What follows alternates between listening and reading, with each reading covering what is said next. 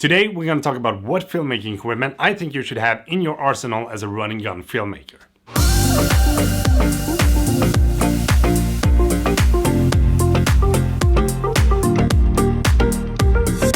So I've been doing a lot of run and gun filmmaking for different companies that wanted to have event films or smaller commercials without having to hire this huge media team that will cost them a fortune. And as a freelancer, it's not easy knowing what kind of filmmaking equipment that you should invest your money into to be able to take those jobs, especially not when you're in the beginning of your filmmaking career, because everything costs a lot of money. So I thought I'd share what kind of filmmaking equipment I've had the most use for as a run and gun filmmaker. So the first thing is going to be a zoom lens with a wide aperture, and personally I'm using the Tamron 28-75 to shoot basically all my events with. And the reason that I'm using that lens is because you can have it on a gimbal and go all the way from this wide field of view at 28mm up to this 75 cropped in, blurred out background stuff without having to rebalance your gimbal.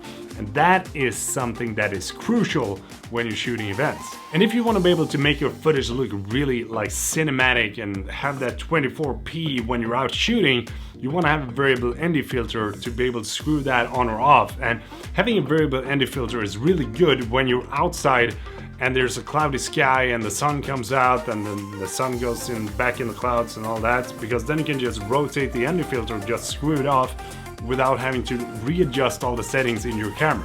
Which brings us into the second thing that I really recommend. That is having a really good gimbal that carries a high payload. Personally, I'm using the DJI Ronin S, and I gotta say, it has been a workhorse. I've been using it for all my different events that I have been shooting, and it just performs flawlessly. And what I really like about this gimbal is that you can adjust the sensitivity of all the different motors in the app so you can adapt to your own shooting style when you're handling the gimbal.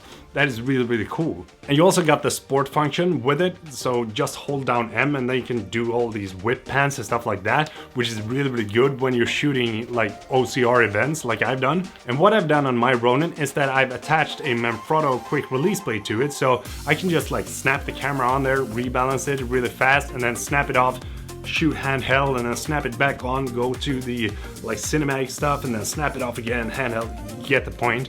But it's really, really good, and it saves you a lot of time. So I highly recommend you doing that if you have any kind of gimbal. The third thing that I think you should have in your arsenal is a drone, because having a drone will make your videos look really, really professional, really, really fast.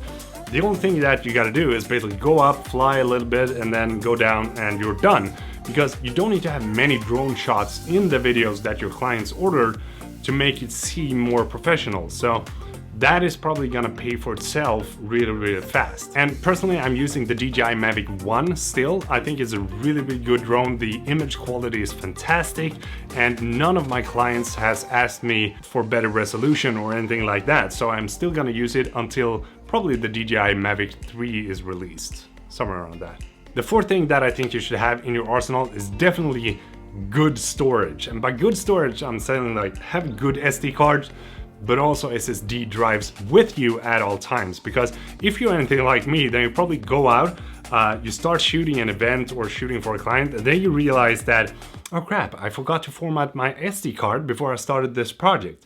And then your SD card gets full, and then you gotta pop in a new one. But then that is where you're really thankful that you actually had some more SD cards of the same kind in your arsenal.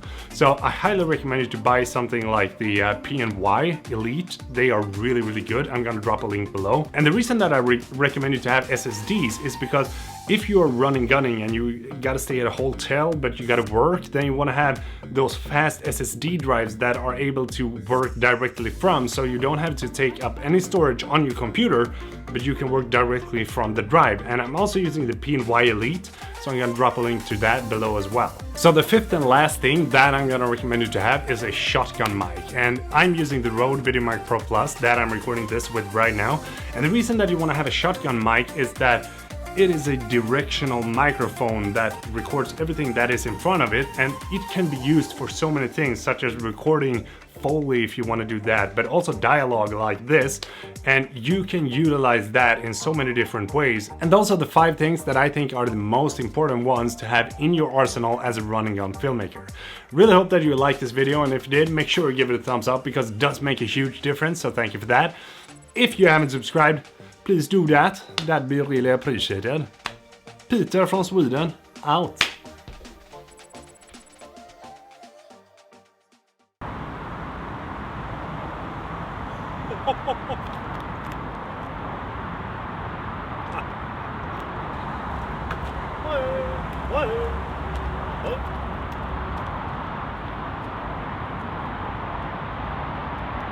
I'm a filmmaker, eh?